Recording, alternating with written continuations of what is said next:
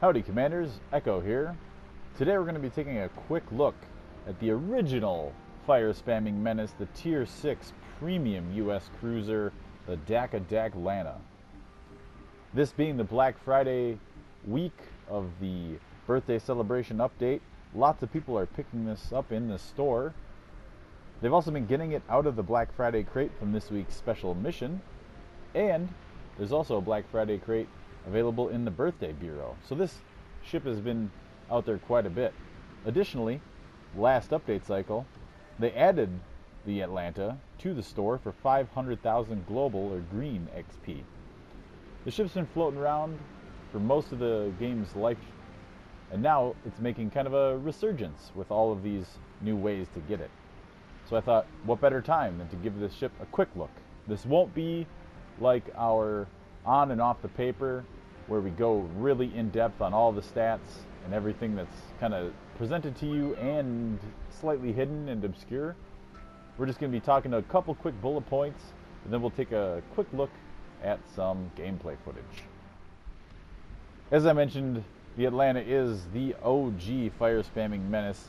This is the first ship where if you got caught by it and it could rain its fire down on you, you were not having a good day, especially in a battleship. She's equipped with a 4.2 kilometer ship detecting hydro, as well as an 8.4 kilometer ship detecting radar. She's bristling with rapid firing, rapid rotating main batteries, and she's fast on her feet, making her a destroyer's nightmare. The Atlanta is a bit tricky to use. She can be caught kind of out of position with those destroyer caliber guns relative to the other cruisers at the tier, with the exception of her sister ship, the Flint, of course. She can be caught kind of out of range, out of position, behind a rock, and then all of a sudden there's no targets. Difficult to get engaged back in the action, but she's a bit quick on her feet, able to relocate relatively quickly. If she gets caught and is surrounded, focused fire by enemies is not something the Atlanta wants to be subjected to. In order to stay alive, you've really got to hide behind islands, use smoke screens, or in the case of battleships targeting you in the Atlanta, just give them a flat broadside. Resist the urge to try to angle, because you just simply cannot. You have barely better than destroyer armor on this thing, but you have a citadel. So when presented with an option of getting shot at by a battleship, it's best to actually take it in the broadside rather than trying to angle. Heavy cruisers, it's kind of a horse apiece. Depends on the velocity of those barrels, what skills those captains are running, which you can't possibly know, the range, etc. So when fighting other cruisers, it's difficult to say. Best to just try to stay out of their way in general.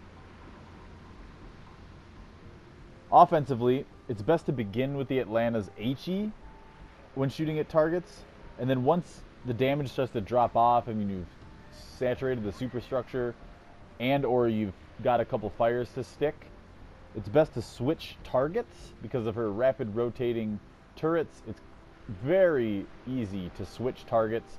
She's also quite maneuverable, so you can kind of get your boat into a slightly better position to be able to arc over a different part of the island that you're behind, or be able to hit another target that's maybe at a different angle to you or whatever, reposition slightly, and just pick a different target once the damage on your first target starts to drop off. Or once the HE stops being super effective, switch to the AP, assuming the target is appropriately flat.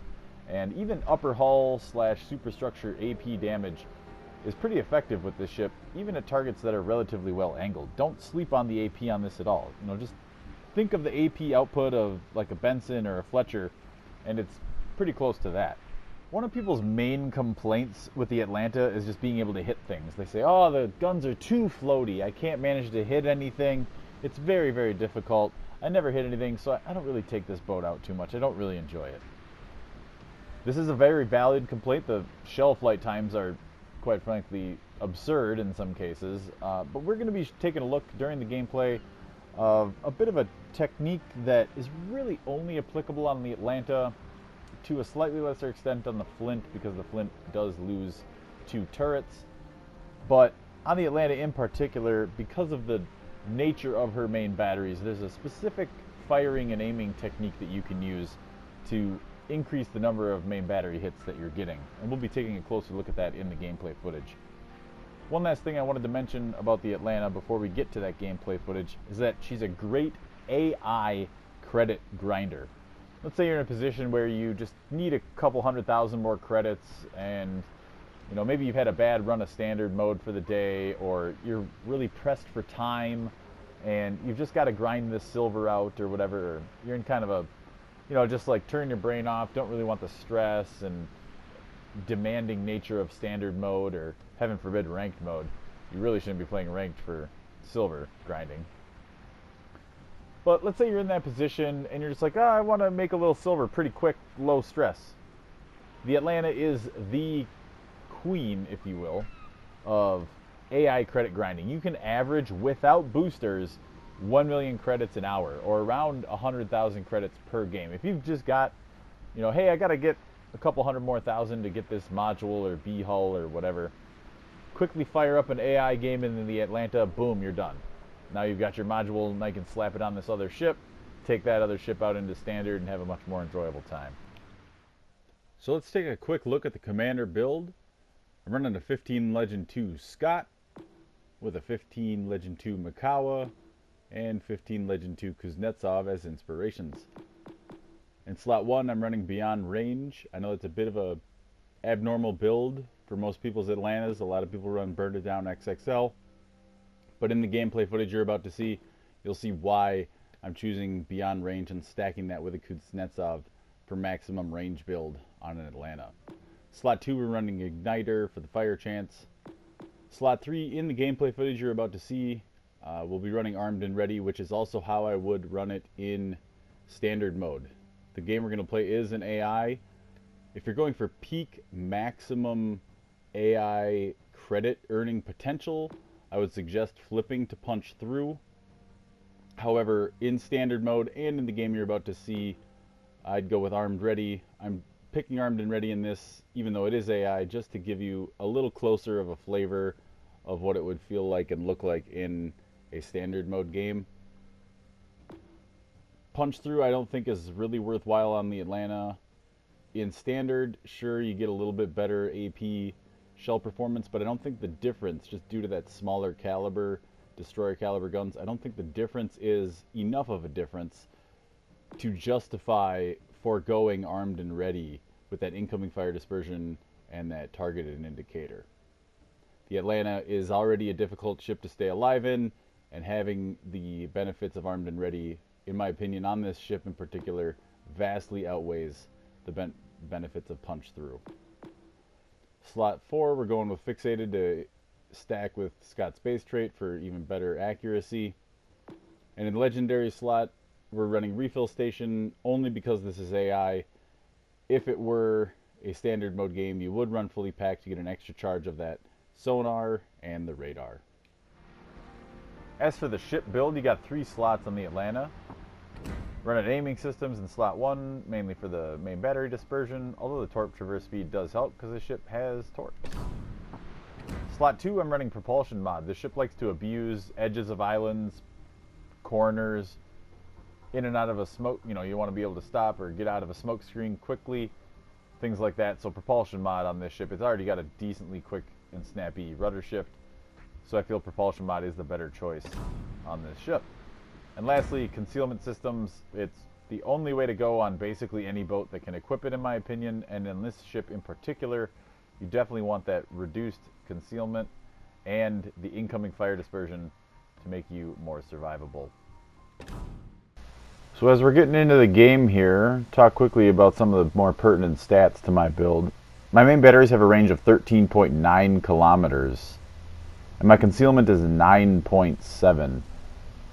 which is not great for cruiser standards, but for the Atlanta is just about as good as it can get. You could squeeze a couple tenths of a percent out of Kuznetsov and Mikawa to extend the white and contract the blue respectively, but as you saw, those commanders are functionally max leveled for this stage of the game's lifespan, so that's about as good as it's going to get for a while. So we're firing up a game on Sleeping Giant. We're in the southwest spawn. We're going to look around here. And there is an island to my right or starboard side here. This island on Sleeping Giant is probably one of the best islands in the game.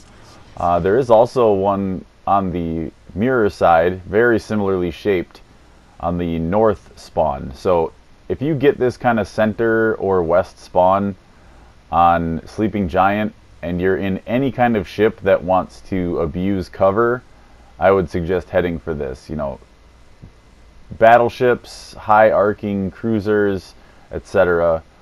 Even some destroyers, if you've got another destroyer that wants to push up and spot, like Americans and such. From this spot, you can cover the entirety of this open water around Bravo. And I can't go map by map, island by island, but this is, in the Atlanta, the type of thing you want to look for.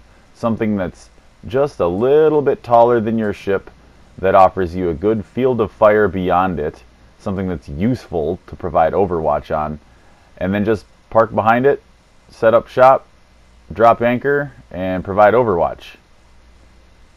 Now, I'm using that term, provide overwatch, very intentionally, because I feel that the Atlanta's role is that. It's to provide overwatch. And what weapon system in the ground-based combat provides the best overwatch but a machine gun?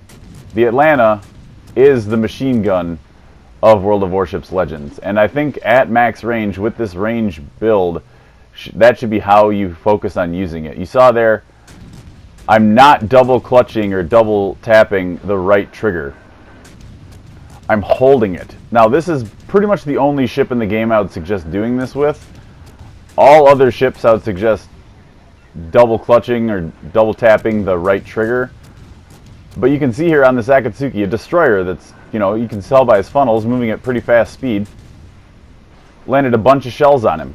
And what this holding of the right trigger allows you to do, as opposed to double tapping it, it allows you to walk in the shells. And due to the unique nature of the number of turrets, when you're full broadside, you got 7 turrets to work from, and how that interplay of unloading those turrets works with the reload cycle, you kind of have a steady, Daka, Daka, Daka, Daka, and then a brief pause where you can kind of zoom out with your left trigger, reacquire the target, and then adjust aim and walk the shells in. This is exactly how you'd shoot a belt-fed machine gun, and this is how I think the Atlanta should be played at ranges beyond about 5 or 6 kilometers. Once you start getting inside of that range, it does start to make more sense to just double tap the right trigger and send a solid volley. But on this range build, when you're out at that, 12 and a half, 13 plus kilometer range, that's where people often struggle with this ship. And that's often where a lot of the complaints on Atlantas come from, is, oh, I can't hit anything. Well, try this technique and see if you have some success with it. It does take a bit of practice to get dialed in. AI is a great spot to practice this skill in. I do kind of just demonstrate here on purpose. Normally I would have just double fired there, but you can kind of see up close it's not really useful, and it's better to just get a big thwap like that, over 4,000 damage in a single salvo up close like that, because I'm confident in my ability to land all those shells this close in. Now we switched to AP here. That first salvo wasn't that great, but the second salvo of AP with only 4 turrets did over 2,000 damage. There's another one for over 1,000 damage. Now this Leander's going to angle, and you can see all of those glance off. I flip back to HE, give him another good salvo there, and get the front turrets back on him and finish him off. Another thing that this sort of walking in machine gun style long range play does on the Atlanta is it creates kind of a psychological effect on the enemies. Now obviously that is not the case in AI, because as of right now robots don't have feelings. But when you're doing this to a human player, it has a psychological effect of every 3/4 of a second you're having another couple hundred damage, couple hundred damage, chipping off, and you're just watching your health meter just tick down. It's just as demoralizing as having a fire set on you. Plus, assuming they burn a damage con from a fire or maybe a flood from a friendly torpedo or something, you get as many chances as quickly as possible to start another fire as soon after that damage con has been burned. You don't have a lag time of while the volley's in the air and while you're reloading for the next one. You have a chance to start a fire as quickly after that damage con is cycled to maximize the duration of that fire burn. Another advantage of this type of tactic with the Atlanta, it is a bit of a cheesy thing, but when you're getting that constant damage over and over and over again, when a ship is getting low on health, you're more likely to be the one that gets the kill, and we actually saw that earlier in the game. I was just dropping shell, and I got the kill credit. Now, in standard mode, I don't advocate kill stealing, although it is a team game, so such a concept is kind of goofy in my opinion. But especially in AI, when you are trying to use this thing as sort of a credit grinder, that can be another great benefit of this kind of machine gun, walk it in, accuracy by volume type of tactic. Now, the game's almost over here, and we can see we're at 51,000 damage, almost 52,000, and that's been all with the guns so far. Now, this play against the human player might not work that well. It could work. This Vlad could totally whiff these shots. His turrets were angled slightly over the other side of his ship.